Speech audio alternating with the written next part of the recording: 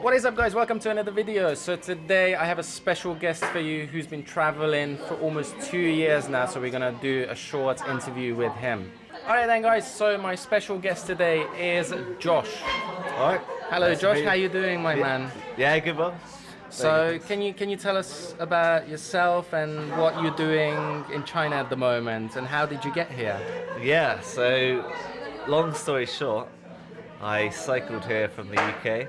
You cycled here from the UK? Yeah, so 2 years ago almost, I left home on my bicycle, took a boat to Europe, and 25,000 kilometers later, I found myself in Jilin, of all places. So you're right here, 25. Yeah. After 25k, you're here. That's awesome. So what made you do this trip? That's a good question. So I was living in London, very settled life, had a good job, steady relationship, was probably going to buy a house or something soon, you know, all very standard. Yeah. But I hadn't really traveled before in my life, and I hadn't even really been outside of Europe. So I thought, why not cycle to Beijing?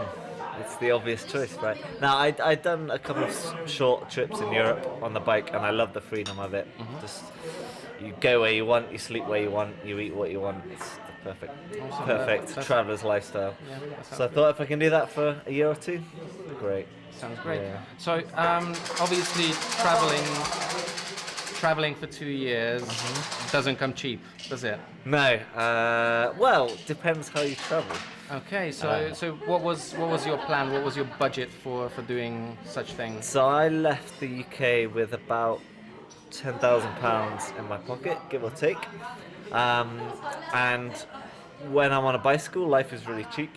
So I pay for my food, but that's about it. I sleep in woods and parks, wherever I want. So I didn't pay for accommodation. Had to pay for a few visas, that's about it. So £10,000 goes a long way when you're on a bike. And the plan was just to go until my money ran out. I did a bit of teaching along the way.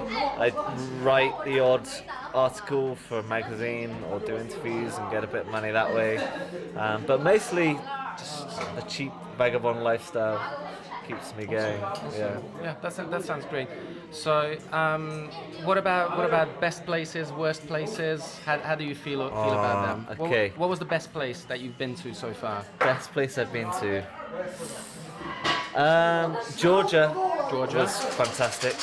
Like, amazing food, amazing wine, amazing scenery, amazing people. You can't go more than like 10 minutes in Georgia without someone inviting you into the house and giving you wine and vodka and shashlik and all that, which is amazing.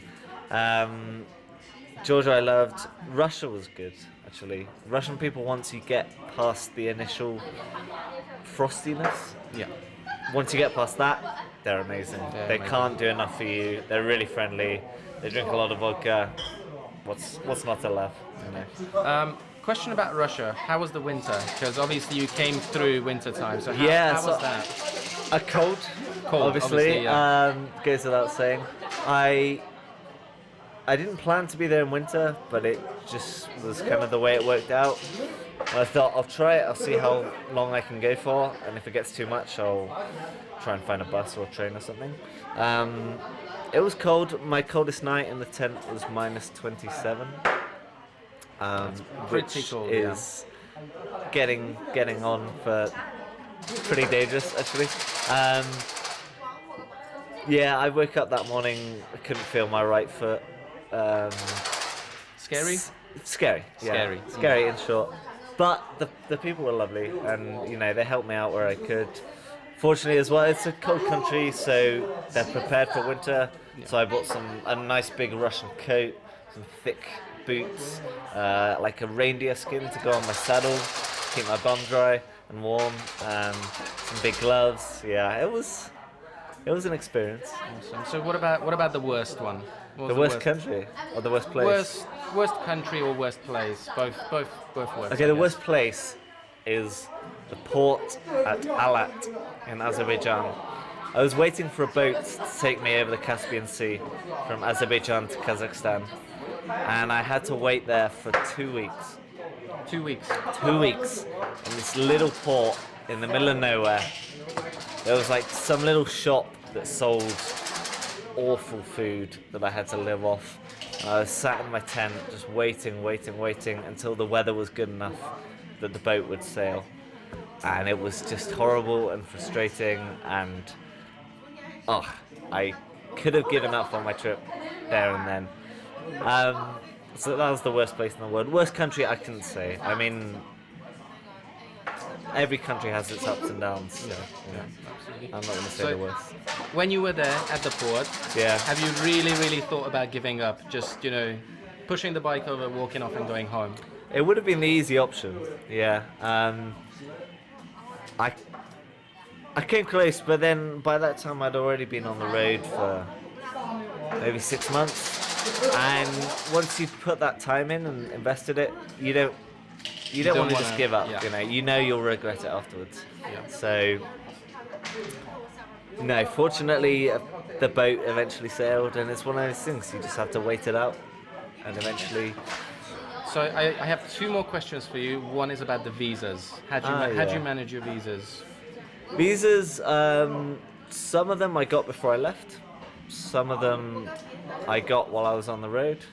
Some of them took me a lot longer than I hoped to get. So most of them I planned ahead. The big one I didn't get was a Chinese visa. So I tried in 4 different countries before I could get a Chinese visa, which ultimately meant I went on a 6,000 kilometer detour up through Kazakhstan and Russia and Mongolia because I couldn't get a Chinese visa. So maybe some organization would have done me well then, but Or maybe if China is not so strict. well, yeah, China, you need to change your policies. swings and roundabouts, yeah. But for the most part, I could get them along the way. Yeah. I mean, I'm only a cyclist. No one cares. Yeah. Any dangerous situations? Well, camping in -27 has its own Okay. dangers. A couple of times, one time in Tajikistan, I opened my tent and saw 3 men outside with Kalashnikovs pointing them at my tent because I'd been camping too near to the Chinese border. Okay. And they were wondering what a bearded cyclo-tourist was doing there, which is fair enough. I just about managed to explain that I'm on a bike, and no, I'm not mad, and no, I'm not in a hotel. I'm actually choosing to do this. But yeah, that was scary. Wow.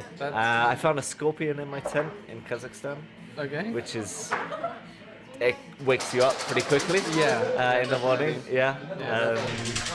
Those are the 2 that stand out. One more question about your social media and like your adventure. If you have a blog, something like that. So I write at www.cyclingfordays.bike, cycling FOR days, and my Instagram is cycling for days as well. Awesome. Give me a follow if you're interested. Alright guys, if you want to follow him and follow his adventures, he's about to end his adventures in what 3 weeks time is that? Something like that, yeah. Something like that. So you're going to Beijing? Heading down to Beijing and then a quick trip to North Korea. North Korea, that is. Just for the hell of it. Yeah, Awesome, that sounds good. Alright, thank you very much, man. I really problem. appreciate it. Yeah. And I think everybody wishes you good luck. And I think more people are going to follow you now to see where you end up. Cheers, it's been a pleasure. Thank you so much.